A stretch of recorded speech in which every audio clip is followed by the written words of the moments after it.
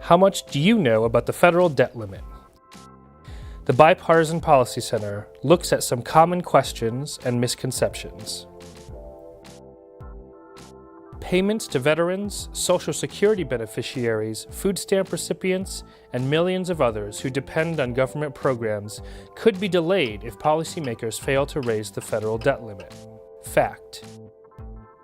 If the Treasury Department exhausts its ability to borrow and runs out of cash on hand, it's likely that the government could be forced to delay payments that are owed to individuals, businesses, and other organizations. If this were to happen, it could negatively affect both the economy and the lives of individuals who depend on those payments. Reaching the federal debt limit means a government shutdown. Myth. The debt limit establishes a ceiling on the amount of debt that the Treasury can borrow to pay the government's bills. When the Treasury's total debt runs up against the debt limit, it can no longer borrow additional funds. But the problem is that there are already payments that Congress and the President have approved.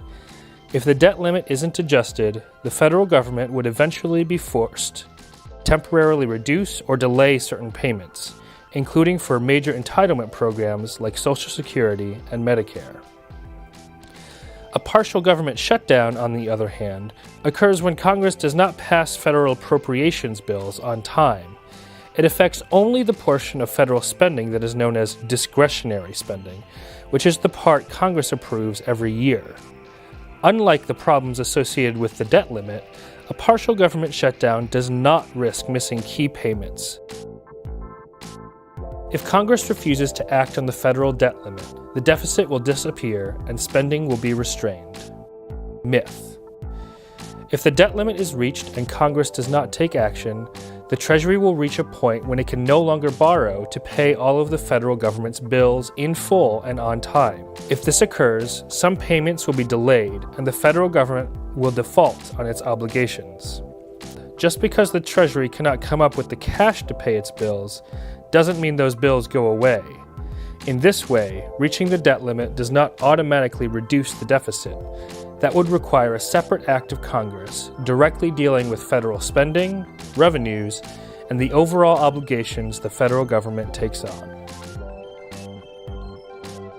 There are costs to the federal government of nearing the debt limit, even if it's raised in time. Fact.